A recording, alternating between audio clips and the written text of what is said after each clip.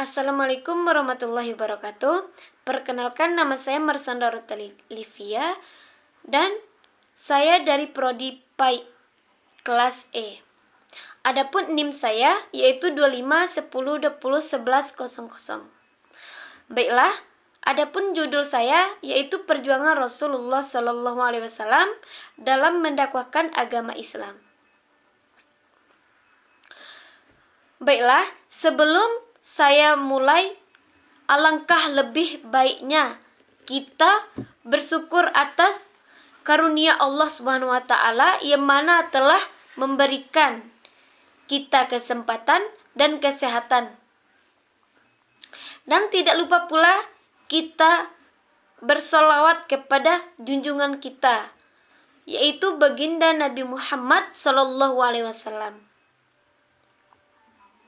yang mana telah membawa kita ke zaman terang benderang ini pada saat kita rasakan pada saat ini. Baiklah, saya tidak akan memperpanjang mukadimah saya. Adapun judul saya yaitu perjuangan Rasulullah SAW dalam mendakwahkan agama Islam. Adapun tahap pertama Rasulullah SAW mendakwahkan agama Islam yaitu secara sembunyi-sembunyi. Berlangsung selama 3 tahun dakwah tersebut dilakukan di kota Mekah. Apabila penyampaian dakwah tauhid dilakukan tanpa metode yang tepat, tentu akan menyebabkan penduduk Mekah terkejut dan berujung menolak ajaran yang disampaikan oleh Rasulullah SAW. Karena itulah Rasulullah SAW berdakwah dengan sembunyi-sembunyi. Nabi Muhammad SAW tidak langsung menyebarkan kepada masyarakat Mekah, melainkan memulainya dengan berdakwah kepada orang-orang terdekat beliau, seperti anggota keluarga beliau dan sahabat karibnya. Keluarga Rasulullah SAW merupakan orang-orang yang baik dan selalu menghormati beliau. Karena itu mereka lantas menerima agama Islam. Pada periode dakwah sembunyi, Nabi Muhammad SAW hanya menyampaikan ajaran dasar dari Islam. Ajaran itu mencakup 3 hal, yaitu keesaan Tuhan, penghapusan patung-patung, berhala, dan kewajiban untuk beribadah ritual serta sosial demi mencari ridho Allah semata. Kondisi umat Islam pada periode dakwah sembunyi-sembunyi merujuk pada sumber yang sama pada periode tersebut. Umat Islam melaksanakan sholat bersama para pengikut dan sahabatnya dengan cara sembunyi-sembunyi. Ini dimaksudkan agar tidak ketahuan oleh penduduk Mekah. Walau begitu, lama-kelamaan kabar tentang dakwahnya Islam sampai ke telinga kabilah Quraisy di Mekah. Kala itu mereka tidak terlalu peduli dengan dakwah Islam karena menganggap Nabi Muhammad SAW sebagai orang yang peka terhadap urusan agama. Tidak lebih dari itu. Berlangsung selama 3 tahun, pada rentang waktu tersebut umat Islam yang jumlahnya masih sedikit saling menguatkan satu sama lain. Hingga akhirnya turunlah ayat Al-Quran yang merintahkan Rasulullah SAW untuk berdakwah secara terang-terangan kepada penduduk Mekah. Orang-orang yang pertama kali menerima ajaran dan seruan Rasulullah SAW disebut dengan as-sabiqunal awalun. Arti dari kata tersebut ialah orang-orang yang pertama masuk Islam. Sosok as-sabiqunal awalun itu ialah Khadijah istri Nabi Muhammad, Zaid bin Harisah anak angkat Rasulullah, Ali bin Abi Thalib sepupu Nabi, dan Abu Bakar yang merupakan sahabat karib beliau. Setelahnya mereka turut melanjutkan jejak Rasulullah dalam menyebarkan agama Islam. Abu Bakar berhasil mengajak 5 orang lainnya untuk memeluk agama Islam. Mereka adalah Sa'ad bin Abi Waqqas, Zubair bin Awam, Tolhah bin Ubaidillah, Abdurrahman bin Auf, dan Uthman bin Affan. Selain nama-nama yang disebutkan masih banyak orang-orang yang masuk Islam di awal-awal dakwah. Mereka semua berasal dari kabilah Quraisy dan disebut sebagai sahabat, artinya orang-orang yang bertemu dengan Rasulullah Shallallahu Alaihi Wasallam dan beriman kepada beliau dan meninggal atas keimanan. Dakwah Rasulullah Shallallahu Alaihi Wasallam pada periode Mekah yang selama 10 tahun pertama berdakwah sebelum ada kemajuan yang berarti khususnya dalam jumlah umat Islam.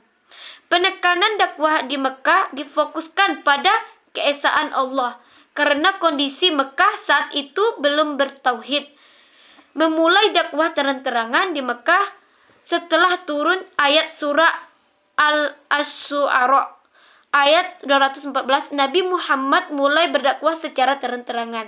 Adapun bunyi dan arti dari ayat tersebut yaitu wa anzir asiratakal al-aqrabin, artinya dan berilah peringatan kepada kerabat-kerabatmu yang terdekat. Setelahnya Nabi Muhammad sallallahu alaihi wasallam menampakkan dirinya ke publik.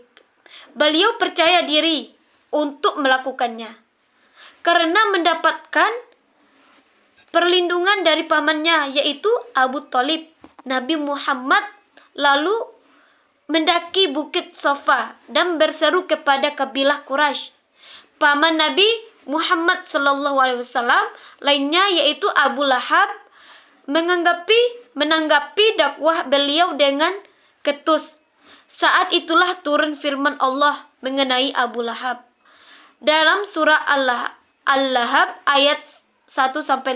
Tabbat yada abi lahabi wa tab, yang mana artinya binasalah kedua tangan Abu Lahab dan benar-benar binasa dia. Adapun ayat kedua, ma agna anhu maluhu wa ma kasab, artinya tidaklah berguna baginya hartanya dan apa yang dia usahakan. Sayasla naran zata lahab, artinya kelak dia akan masuk ke dalam api neraka yang bergejolak neraka. Wa imra'atuhu hammalatal hatab, itu ayat yang keempat. Begitu pula istrinya pembawa kayu bakar, penyebar fitnah. Fi jidha hablum mim masad, artinya di lehernya ada tali dari sabut yang dipintal. Seruan Nabi Muhammad dan celaan Abu Lahab mengisyaratkan dimulainya pertempuran antara dua ideologi, yaitu tauhid melawan kesyirikan. Menyiksanya hijrah ke Habasyi. Ketika Nabi melihat gangguan dan macam-macam siksaan yang mengenai sahabat Nabi Muhammad, memerintahkan untuk berhijrah ke Habasyi. Maka berhijrahlah 10 orang sahabat laki-laki dan 5 orang perempuan. Di antara mereka adalah Utsman bin Affan dan istrinya yaitu Ruqayyah binti Rasulullah sallallahu alaihi wasallam. Dan mereka kembali sesudah 3 bulan. Inilah hijrah pertama dalam Islam. Masya Allah.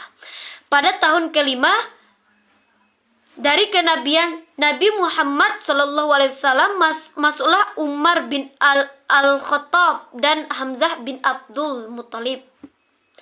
Kedua orang ini adalah penguat Islam.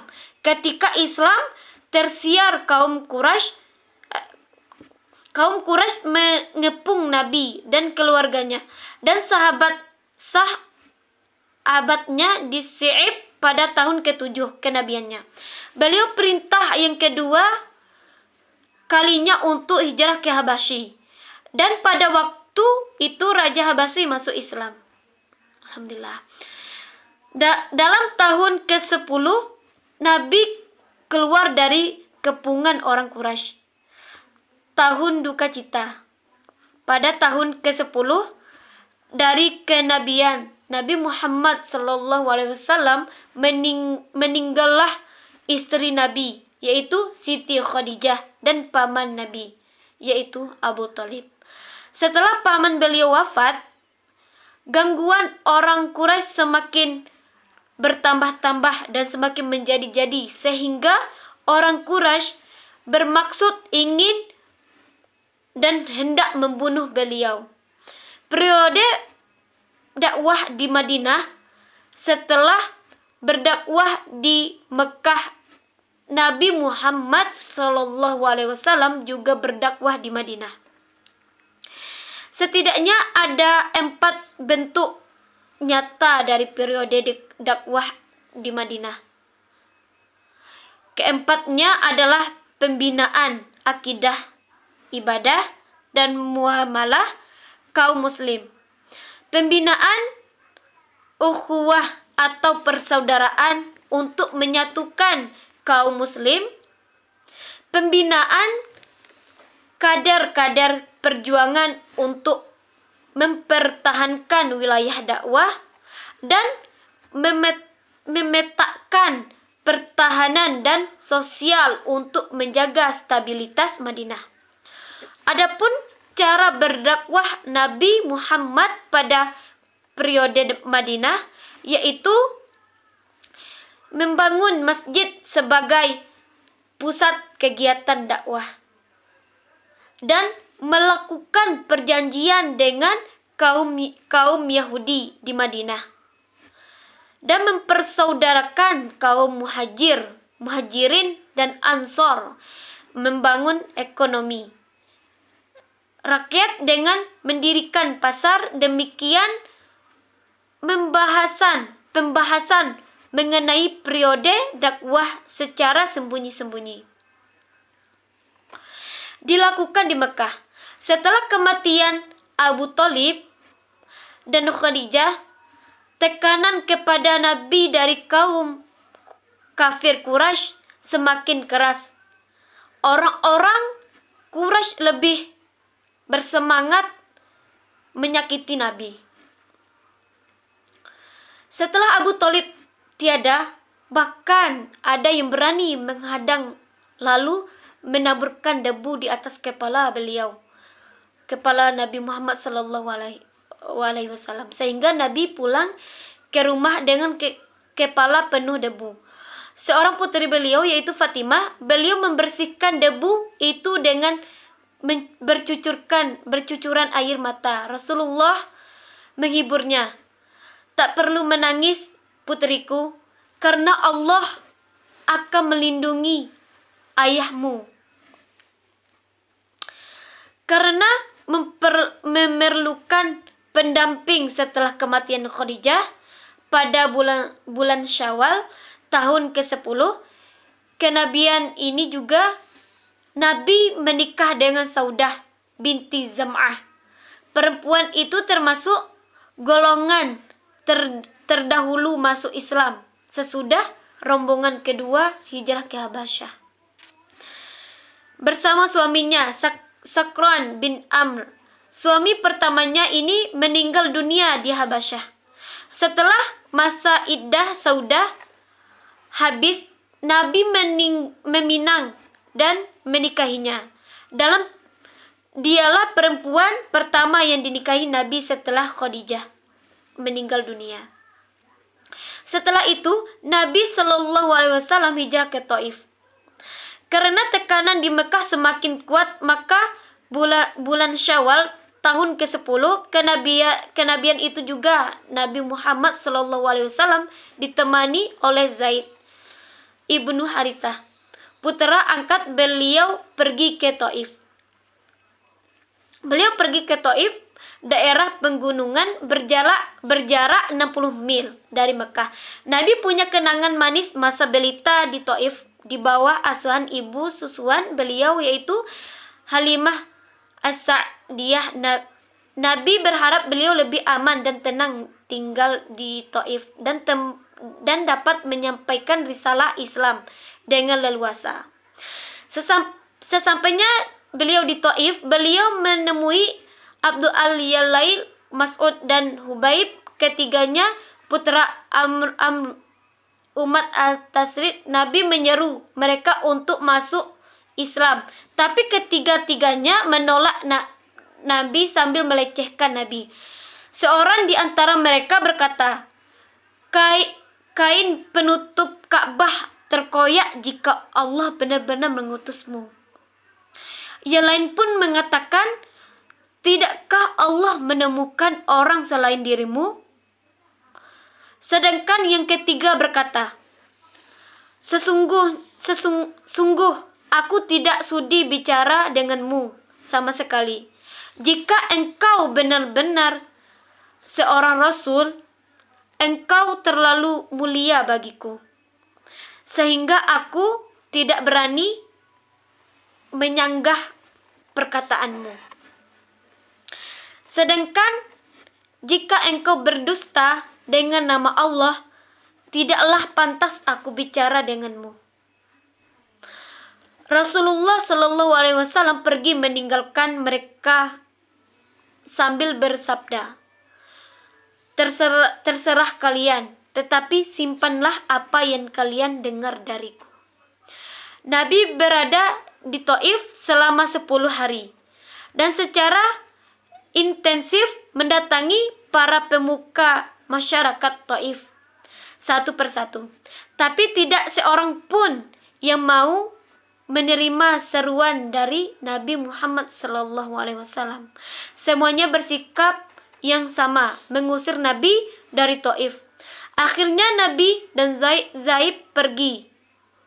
Nabi dan Zaid pergi meninggalkan Taif dengan kecewa. Apalagi menjelang keluar meninggalkan Taif, mereka berdua dibuntuti oleh orang-orang jahat dan budak-budak yang meneriaki dan mencaci maki Nabi. Mereka mengerumuni Nabi dan membentuk 2 barisan dan mulai melempari beliau dengan satu batu sambil terus mencerca satu lemparan mengenai tumit beliau sehingga terompah beliau berlumuran darah. Sementara itu Zaid ibnu Harisah berusaha membentengi Nabi sampai kepalanya bocor kena lemparan batu tersebut.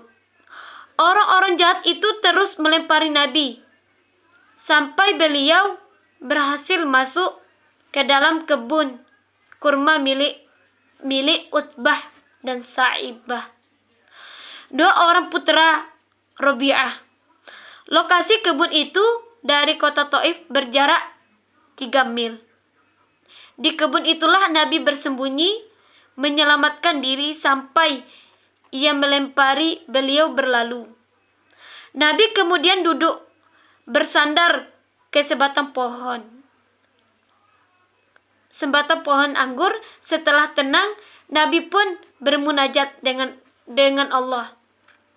Ya Allah, hanya kepadamulah kuadukan kelemahanku, ketidakberdayaanku dan kehinaanku ya Allah di mata manusia. Wahai Zat yang Maha Pengasih di antara para pengasih, Engkau adalah Tuhan orang-orang yang lemah dan Engkau adalah Tuhanku. Kepada siapakah akan kuserahkan diriku? Kepada orang-orang asing yang bermuka masam kepadaku, ataukah kepada musuh yang akan menguasai urusanku? Aku tidak peduli asalkan Engkau tidak murka kepadaku ya Allah. Sebab amat luas afiatmu bagiku. Aku berlindung dengan cahaya zatmu yang menyinari kegelapan dan memperbaiki urusan dunia dan akhirat. Dari amarah yang akan kau turunkan atau murka yang akan engkau timpakan kepadaku, ya Allah. Engkaulah yang berhak menegurku sampai engkau ridho. Tiada daya dan kekuatan kecuali atas perkenanmu dalam munajat itu. Nabi Muhammad SAW menyatakan tidak peduli dengan segala penderitaan yang dialaminya, asalkan bukan karena Allah Subhanahu wa taala murka kepada beliau. Yang paling dikhawatirkan oleh Nabi adalah apabila semua penderitaan dan penghinaan yang dialami oleh Nabi di Taif ini adalah karena Allah sudah murka kepada beliau. Munajat ini kemudian dikenal dengan doa Rabbil mustad'afin, doa kepada Tuhan pelindung orang-orang yang tertindas. Pemilik kebun kemudian merasa kasihan melihat Muhammad dan Zaid, lalu menyuruh pembantunya yang bernama Adas untuk menyuguhkan segenggam anggur untuk Muhammad. Nabi mengambilnya seraya membaca Bismillahirrahmanirrahim, kemudian memakannya. Adas yang ternyata seorang Nasrani heran dengan menyatakan keheranannya kepada beliau. Sungguh pertanyaan macam itu tidak pernah diucapkan penduduk negeri ini. Menanggapi ucapan Adas, Nabi bertanya kepada Adas, berasal dari manakah engkau dan apa agamamu? Adas menjawab, aku seorang Nasrani berasal dari Ninawi, dari negeri seorang hamba yang soleh, Yunus ibnu Matta, kata Nabi. Adas makin heran, apa yang Tuhan ketahui tentang Yunus ibnu Matta? Dia seorang nabi dan aku juga seorang nabi, jawab Nabi Muhammad SAW. Adas langsung bersimpuh di hadapan Rasulullah SAW, lalu mencium kepala, tangan, dan kaki beliau. Kedua putra Rabi'ah yang menyaksikan kejadian itu berkata satu sama lain, pembantumu itu betul-betul telah dirusak olehnya. Saat Adas kembali, keduanya langsung menanyainya, apa yang engkau lakukan tadi, Adas? Adas menjawab, Tuanku, di muka bumi ini tidak ada yang lebih baik daripada orang ini. Sungguh dialah mengajariku sesuatu yang tidak mungkin diketahui kecuali oleh seorang nabi. Celakalah engkau, Adas, jangan sampai dia memalingkanmu dari agamamu, sebab agamamu lebih baik daripada agamanya. Setelah cukup istirahat di kebun, putra Rabi'ah Nabi kembali ke Mekah. Beliau meninggalkan Taif dengan hati luka. Sesampainya di Karnun Manazil, Allah mengutus Jibril bersama malaikat penjaga gunung. Jibril memberitahu Nabi bahwa atas izin Allah beliau dapat memerintahkan kepada malaikat penjaga gunung untuk menimpakan 2 gunung kepada penduduk Taif yang telah menghina beliau. Tapi Nabi menolaknya dan menyatakan, tapi aku masih berharap dari anak keturunan mereka akan muncul orang-orang yang menyembah Allah saja, yang tidak mempersekutukannya dengan suatu apapun. Dengan datangnya Jibril dan malaikat penjaga gunung itu menawarkan bantuan Nabi menjadi lebih tenang dan tentram karena adanya pertolongan gaib yang dikirim oleh Allah Subhanahu wa taala. Setelah didakwahi di Taif dan mengalami penolakan kasar, Rasulullah Shallallahu alaihi wasallam dan Zaid bin Harisah kembali ke Mekah. Diiringi tawaran bantuan dari malaikat Jibril dan malaikat penjaga gunung untuk menghancurkan kaum Taif.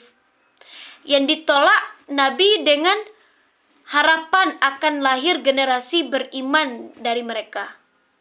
Kemudian setelah kembali ke Mekah, perjalanan dakwah Rasulullah Shallallahu alaihi wasallam dilanjutkan di sana, yang akhirnya mengarah pada peristiwa hijrah di Madinah ketika beberapa kabilah di Yathrib, Madinah mulai menerima Islam. Kembali ke Mekah. 1. Perjalanan pulang.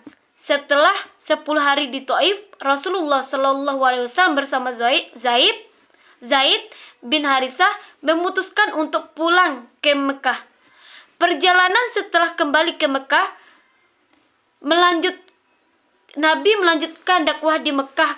Kembali ke Mekah, Rasulullah tidak putus semangat dan melanjutkan dakwahnya kepada berbagai kabilah yang datang ke kota Mekah.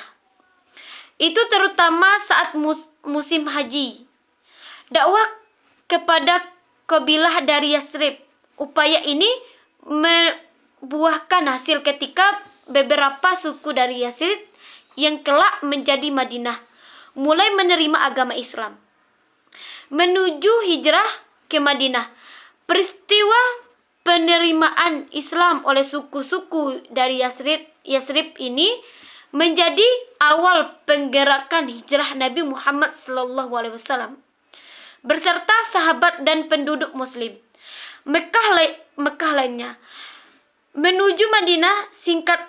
Singkatnya, setelah ditolak di Taif, Rasulullah kembali ke Mekah dan dari sana dakwah berlanjut hingga akhirnya membawa kepada peristiwa hijrah ke Madinah.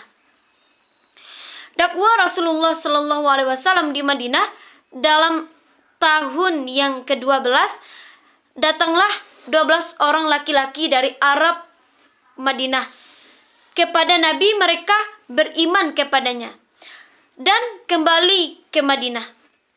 Dengan begini tersiarlah agama dan kembali ke Madinah dalam tahun yang ke-13. Datang kepada Nabi 73 orang laki-laki dan 2 orang perempuan dari Madinah. Datang kembali kepada Nabi dan mereka pula beriman kepada beliau. Maka bertambahlah tersiar agama Islam dalam tahun ini. Nabi juga memerintahkan sahabat-sahabat beliau berhijrah ke Madinah. Setelah melewati perjuangan yang berat, akhirnya Rasulullah Shallallahu alaihi wasallam tiba di Madinah. Dalam perjalanan Nabi, tepatnya hari Jumat, maka beliau sholat Jumat, dan inilah pertama kalinya sholat Jumat. Khutbahnya adalah khutbah tentang Islam. Ketika Rasulullah Shallallahu alaihi wasallam sampai di kota Madinah, orang-orang menemui Nabi dan menyambut dengan senang hati atas kedatangan Rasulullah Shallallahu alaihi wasallam yang sudah dinanti-nanti. Selain itu, Rasulullah Shallallahu alaihi wasallam kemudian menyambut kalangan Muslim Madinah sebagai kaum Ansor dan Muslim Mekah sebagai kaum Muhajirin oleh Rasulullah Shallallahu alaihi wasallam. Mereka semua disatukan dalam persaudaraan Islam. Sejak itulah tidak ada lagi perbedaan antara Aus dan Khazraj. Mereka semua adalah saudara seiman, saudara seislam, yakni persaudaraan yang terkait karena dan terikat karena Allah Subhanahu wa taala. Strategi dakwah Rasulullah di Madinah, di tanah Sal dan Suhail bin Amr, inilah Rasulullah Shallallahu alaihi wasallam beserta kaum muslimin Madinah membangun sebuah masjid yang kemudian dinamakan dengan Masjid Nabawi. Selain sebagai tempat sholat, fungsi masjid sebagai tempat penimba ilmu berkumpul, latih perang, dan tempat untuk mengembala fisik dan mental umat. Di masjid ini Rasulullah Shallallahu alaihi wasallam menyiarkan agama Islam, membimbingkan para sahabat untuk menjadi umat yang teguh dan taat kepada Allah dan Rasulnya. Selain itu juga Rasulullah Shallallahu alaihi wasallam menerapkan nilai-nilai Islam dalam mengatur Madinah. Ibarat seorang presiden, Rasulullah Shallallahu alaihi wasallam berstabilitas keamanan dan kesejahteraan masyarakat Madinah, maka dakwah Rasulullah Shallallahu alaihi wasallam berjalan dengan baik. Sehingga Rasulullah Shallallahu alaihi wasallam mengadakan perjanjian yang berisi tentang hak dan kewajiban setiap golongan warga Madinah. Itulah kemudian kita kenal dengan sebutan Piagam Madinah. Dengan perjanjian ini dapat kita lihat bahwa keberadaan Rasulullah Shallallahu alaihi wasallam di ini tidak hanya berperan sebagai rasul, melainkan ia berperan sebagai seorang negarawan.